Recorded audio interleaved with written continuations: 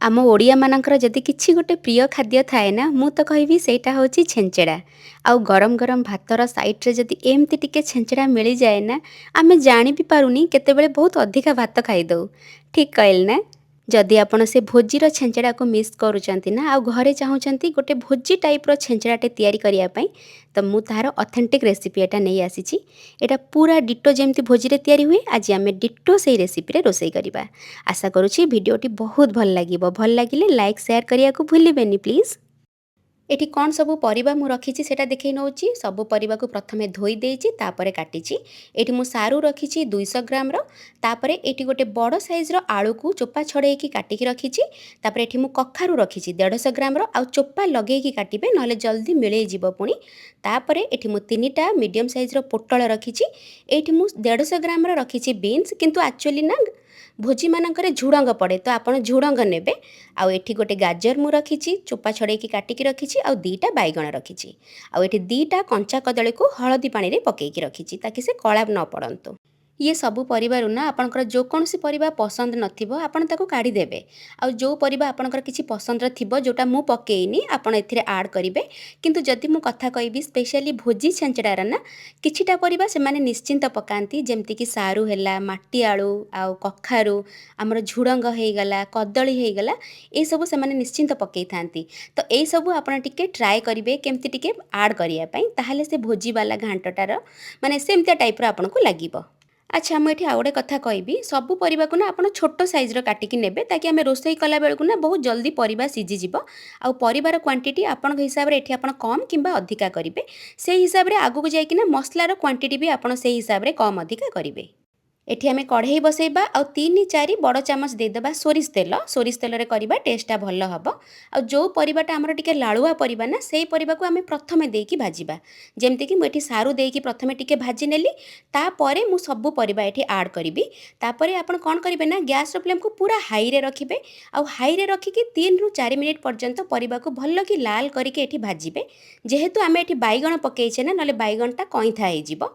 भाजिला बेले आपण लुण पकेइबेनी नले परिबारु पानी बाहरिबो परिबाटा भल कि भाजी हबनी। आ मु सबु परिबा को एठी भाजुची जेहेतु आमे घरे बनौचे एते तो आउ छाणी की सबु परिबा नबानी बहुत अनहेल्दी हेइ जाय। आपण किंतु जदि चाहिबे एठी सबु परिबा को छाणी की नेबे। एक्चुअली भोजी मानकरे से माने सबु परिबा को छाणी की यूज करंती। एठी मु हाई फ्लेम रे 3 रु 4 मिनिट भल कि भाजिला परे एठी देखंतु परिबा हमर हल्का कलर भी चेंज हे जायछि आ भल कि भाजी हे जायछि। सबु परिबा को काढी के आमे गोटे प्लेट रे रखि दबा आ जिबा नेक्स्ट स्टेप पई। अच्छा एठी आपण कौन माछ पकाउछंती घांटिया रे ना बहुत इंपोर्टेंट। बहुत सब भोजी रे कौन करंती ना से माने जळंग रूपचांदी आ रोही माछ ए सब मिसई की पकांती आ किछि किछि भोजी रे ना खाली गोटे टाइप रो माछ पकांती। तो आपण को हिसाब रे जोटा आपण को पई पॉसिबल से हिसाब रे आपण नेबे। एठी मु रखिछि 3 पीस पाखा पाखी माछर जो मझी पीस थाए सेटा आ 2टा मुंड ताको अध चामच लूण आ अध चामच हळदी गुंड देकी गोळेई की रखि नेछि। तो चलंतु नेक्स्ट स्टेप को जिबा। एठी गोटे फ्राइंग पैन बसैकी 2 रु 3 चामच तेल देकी माछ को एठी पकेकी लाल करिकी मु भाजीबी मीडियम फ्लेम रखिकी। आपण चाहिले ए जगह रे माछ को छाणी की मध्य नै परिबे।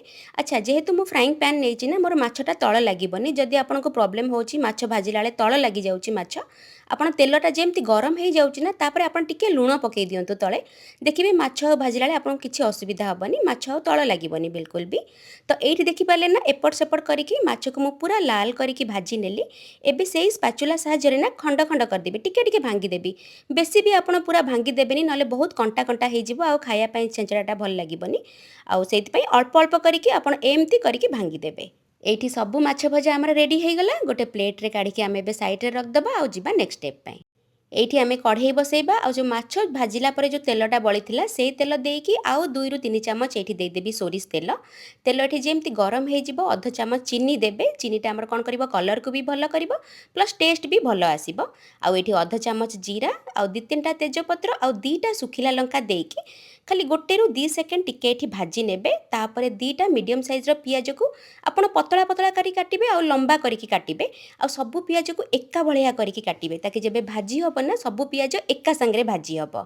एठी मीडियम फ्लेम रखिकी 2 रु 3 मिनिट मते लागिला सबु पियाज को एम्ति लाल करिकी भाजिया पई। एठी पियाज आमर बढ़िया से भाजी होगला कलर भी चेंज होगला। एठी मु दीटा मीडियम साइज्र पियाज को बाटिकी रखी आम ए बटा पियाजटा दबा आठी 2 चामच माने बड़ चामच अदा रसुणर पेस्ट रखी। एठी आपन चाहिए कटा पियाज या दरदरा करके पियाज यूज करेंगे किंतु भोजी मानकर स्पेशल ना से पियाज को बाटिकी दियंती ताकि तरकारी जो टेक्सचरटा अच्छी ना सेटा बहुत बढ़िया आसीबो।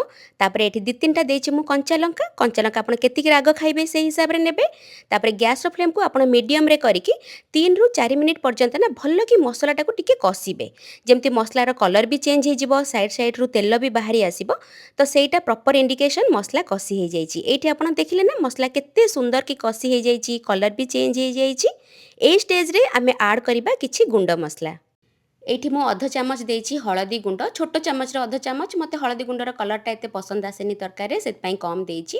अध चामच एठी मु देछि राग लंका गुंड आ एठी गोटे चामच देछि मु जीरा गुंड आ गोटे चामच देछि मु धनिया गुंड आ काश्मीरी चिल्ली पाउडर देछि मु अध चामच पूरा ऑप्शनल अछि। आउ एठी मु गोटे चामच देछि फिश मसला नथिले आपण चिकन मसला पकेइबे। आपण एई टाइम रे ही सब गुंड मसला पकेइबे ताकि तेलरे जितेबाला टिके गुंड मसलाटा भाजी हो जाए ना ये सब पैकेट मसला ना तो तेलरे भाजी हो गले तार रियल फ्लेवरटा आसी जाए।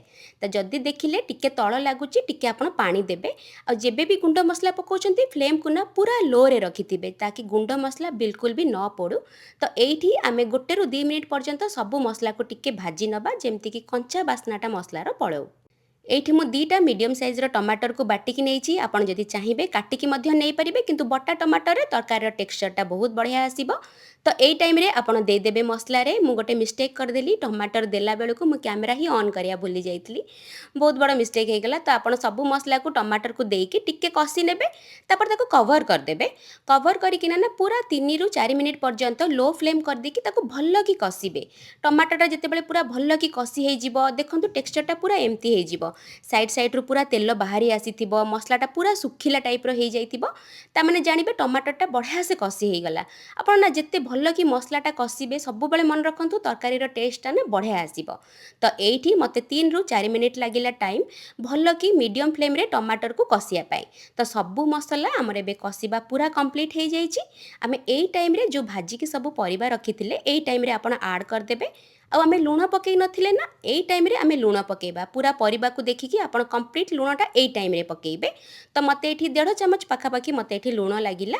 तो लूण को देकी एबे परिबा सांगरे ना मसला को टिके कसिबे। तो मसला तो आमर पूरा रेडी आ परिबा भी पाखापाखी आमर 70 ରୁ 80% भी परिबा ए स्टेज रे ना सिझी भी जाइछि। तो मसला सांगरे आउ टिके परिबा को आमे टिके कसेई नेले ना से परिबा भितरे मसलार फ्लेवरटा आसी जिवो तो परिबाटा भी खाइबा पई बहुत बढ़िया लागिवो। तो मु एठी गैस रो फ्लेम को मीडियम रे रखिकी परिबा को भल्ल कि टिके कसिबे 2-3 मिनिट पर्यंत ना परिबा को आपण एठी कसी नेबे। एठी परिबा कसिबा 2 ରୁ 3 मिनिट हे गलानी परिबा बढ़िया से मसला रे कसी हे गलानी। एई टाइम रे आमे दबा पानी आपण सबु बेले गरम पानी ही देबे। एठी मु पाखापाखी 2 ग्लास देछि गरम पानी बेसी पानी एठी दरकार नाही काहे कि ना ए जो छेंचड़ाटा ना टिके लटपटिया टाइप रो हुए ना तो सेति पई एठी मु पानी देकी गैस रो फ्लेम को प्रथमे तो आपण हाई रे रखिबे। जेतले प्रथम बॉयलटा आसी जिवो गैस रो फ्लेम को आपण मीडियम रे रखिकी कवर कर देबे। कवर कर देकी 5 ରୁ 6 मिनिट पर्यंत ना पूरा फुटिया पई छाड़िबे। एठी मु 4 ରୁ 5 मिनिट पर कवर काढ़ी देखौछि आमको जेतिकी छेंचड़ारे पानी दरकार पानी भी सुखी आसिलानी पूरा सेतिकी अछि आ परिबा भी ए स्टेज रे ना पूरा सिझी गलानी। आमे एई टाइम रे कोन करिबा जो भाजी के रखिथिले माछ पीस आ माछ मुंड को सब देई दबा आ गोटे चामच एठी दबा गरम मसला आ किछि धनिया पत्र देई दबा आ गैस रो फ्लेम को आपण लो रे रखिथिबे। लो फ्लेम रे टिके एठी गोळा गोळी करिकी माने दम रे आउ टिके छाड़िबा आमे माछ को काहे कि ना जो माछर जो फ्लेवरटा सेटा जेतेबेले घांटिया रे आसी जिवो तो घांटियाटा आहुरी बेसी टेस्ट हो जिवो। आपण सब बेले ना माछ पीस को सब बेले एंड रे ऐड करंतु पूरा जेबे हेई जाउची सब पूरा लास्ट रे ऐड करंतु। आपण मार्क करथिबे भोजी मानकरे जेबे पूरा घांटियाटा हेई जाए ना से माने लास्ट रे पकांती आउ टिके ताकू केमती घोड़ेई की छाड़ी दियंती। तो सेमती आमे करिबा तो पूरा लास्ट रे पकेबा आउ एबे घोड़ेई की पूरा लो फ्लेम रे आउ 2 ରୁ 3 मिनिट टिके फुटिया पई छाड़िबा। तो एठी 2 ରୁ 3 मिनिट पर मु कवर काढ़ी देखौछि ଆପଣ ଏଠି ଦେଖନ୍ତୁ ମାଛର ଫାଇନାଲ ଲୁକ୍ଟା କିଛି ଏମିତି ଟାଇପ୍ର ଅଛି।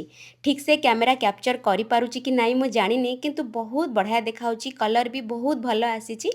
ଆଉ ବାସ୍ନାଟା ଏ ଟାଇମ୍ରେ ବହୁତ ବଢ଼ିଆ ଆସୁଛି ଘରେ, ମୁଁ କହିବି ପାରିବିନି କେତେ ସୁନ୍ଦର ବଢ଼ିଆ ବାସ୍ନାଟା ଆସୁଛି। ଆପଣ ଯେମିତି ଯେମିତି ଛୋଟ ଛୋଟ ମୁଁ ଟିପ୍ସ କହିଲି ନା, ଆପଣ ପ୍ଲିଜ୍ ସେଇ ସବୁ ଟିପ୍ସ ହିଁ ଫଲୋ କରିକି କରିବେ। ଦେଖିବେ ଆପଣଙ୍କୁ ପୁରା ସେ ଭୋଜିର ପୁରା ଫିଲ୍ ଆସିବ।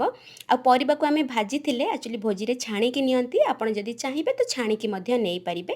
ତ ଏଇଠି ଆମର ଯେଉଁ ମାଛ ଛେଞ୍ଚଡ଼ା କୁହନ୍ତୁ, ମାଛ ଘାଣ୍ଟିଆ କୁହନ୍ତୁ, କମ୍ପ୍ଲିଟଲି ରେଡ଼ି ଅଛି। ତ ଆପଣ ଗରମ ଗରମ ଭାତ ସାଙ୍ଗରେ ଏ ମାଛର ଏନ୍ଜୟ କରନ୍ତୁ, ଦେଖିବେ ବହୁତ ବଢ଼ିଆ ଲାଗିବ। ନିଶ୍ଚିନ୍ତ ଥରେ ଟ୍ରାଏ କରିବେ ପ୍ଲିଜ୍, ଆଉ ମୋତେ ପ୍ଲିଜ୍ ଜଣେଇବେ ଆପଣଙ୍କୁ ବି କେମିତି ଲାଗିଲା। ମୁଁ ତ ଜାଣିଛି ଆପଣଙ୍କୁ ଭଲ ଲାଗିବ, ଯାହା ମୁଁ ଆଶା କରୁଛି, କିନ୍ତୁ ଆପଣଙ୍କର ଫିଡ଼ବ୍ୟାକ୍ ମୋତେ ଦେବେ। ତ ମୁଁ ରହୁଛି, ପୁଣି ଦେଖା ହେବ ଆପଣଙ୍କ ସହିତ ଆଉ ଗୋଟେ ଭିଡ଼ିଓ।